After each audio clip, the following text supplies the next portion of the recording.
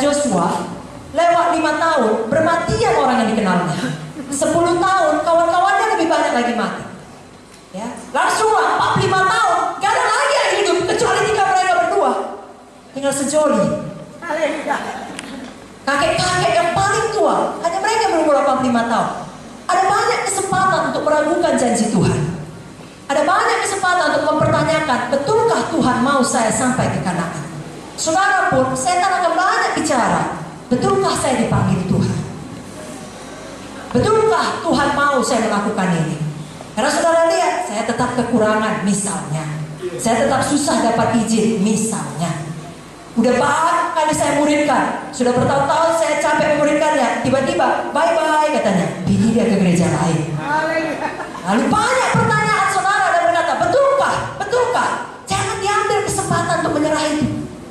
Jangan dijawab pertanyaan setan dan berkata betul. Salah. Setan selalu berdusta. Bapa berdusta. Suaranya dari neraka, suara kematian. Jangan saudara terima. Kalau Tuhan berjanji, Tuhan menggenapi. Kalau Tuhan memanggil, Tuhan memperlengkapi. Tuhan mengurapi. Dia yang memulai pekerjaan yang baik akan meneruskannya hingga pada hari Kristus. Jangan pernah menyerah saudaraku. Saudara dan masing-masing kita punya Hebron. Masing-masing kita punya panggilan yang harus selesaikan. Jangan pernah berhenti di tengah jalan, walau banyak penderitaan. Saudaraku, Filipi 1 ayat 29, saya bacakan beberapa ayat. Maukah saudara mendengarnya? Kita harus membaharui pikiran kita seturut dengan firman. Amin. Filipi 1 ayat 29 berkata, sebab kepada kamu dikaruniakan bukan saja untuk percaya kepada Kristus, melainkan juga untuk menderita untuk Dia. Jadi sebenarnya sebagai anak-anak Tuhan, kalau datang penderitaan tantangan, tidak usah bingung, tidak usah kecewa, tidak usah dengar tipu daya setan mengatakan, betulkah Tuhan menyertaimu? Betul. Saudara bilang Filipi 1:29, kepada saya dikaruniakan bukan saja untuk percaya, untuk menderita. Justru kalau hidup saudara senang terus, saudara harus bertanya, apakah ada yang salah dengan pelayanan saya? Kenapa tak ada penderitaan? Kenapa tak ada bentukan? Apakah saya sudah kompromi? Apakah saya hanya mencari jalan aman? Apakah saya hanya selama ini berusaha berkenan pada manusia? Galatia 1:10 berkata, bagaimana sekarang ini? Adakah ku cari kesukaan manusia atau kesukaan Allah? Adakah ku coba berkenan pada manusia? Perhatikan baik-baik, belum dilakukannya, masih mencoba. Adakah ku coba berkenan pada manusia? Sekiranya aku masih mau, masih sikap hati loh, masih mau mencoba berkenan kepada manusia, maka aku bukanlah hamba Kristus. Sekali lagi, bukan apa kata manusia yang perlu. Mari kita baharui pikiran kita, apa kata Tuhan? 2 Timotius 3 ayat 12 berkata, setiap orang yang mau hidup beribadah dalam Kristus Yesus akan menderita aniaya. 1 Tesalonika 3 ayat 2, lalu kami mengirim Timotius, saudara yang bekerja dengan kami untuk Allah dalam pemberitaan Injil Kristus, untuk menguatkan hatimu dan menasehatkan kamu tentang imanmu. Semua berkata, iman saya. 1 Tesalonika 3 ayat 3 di bawahnya, supaya jangan ada orang yang goyah imannya karena kesusahan ini. Kamu sendiri tahu bahwa kita ditentukan untuk itu. Jadi anak Tuhan, ada kesusahan.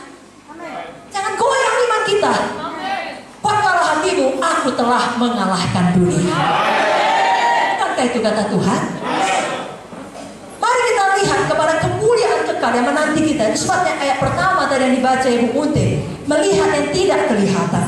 2 Korintus 4 ayat 16 sampai 18 tadi. Amin saudara.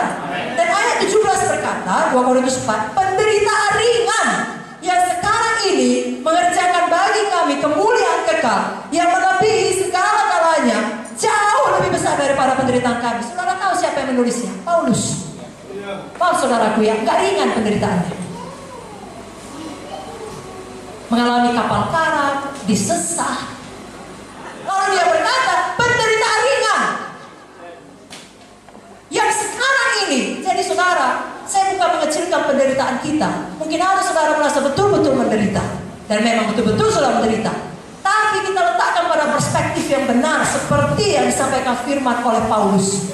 Itu penderitaan ringan dibandingkan kemuliaan kekal yang menantikan. Maka daripada itu, mari kita memiliki ketekunan iman, dan dalam menanggung itu semua kita bersukacita. Ada juga orang tekun tapi mengomel. Karena ada anak-anak sekolah juga, jadi ya tiap hari menggerutu. Diselesaikannya sekolahnya tapi tidak dinikmatinya. Saudara, jangan demikian.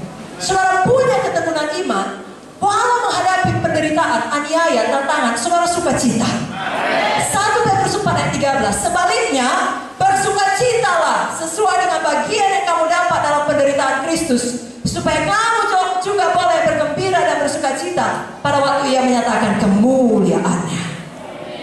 Sore hari ini dalam pertolongan Roh Kudus, kita semua punya roh Kaleb. Kurang kuat amennya.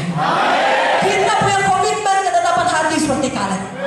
Berapa lama pun janji Tuhan bagiku, aku tidak akan menyerah. Kalau ada di antara saudara tempat ini masih mengalami penyakit, bergumul dengan keadaan finansial, dan ada janji Tuhan saudara sembuh oleh figur Yesus, berapa lama pun waktunya, saudara pegang janji Tuhan itu. Saudara tetap berjalan dengan sukacita, tetap melayani, tetap berapi-api, tetap menyala-nyala. Kesembuhan pasti mengalir. Itu janji Tuhan, saudara.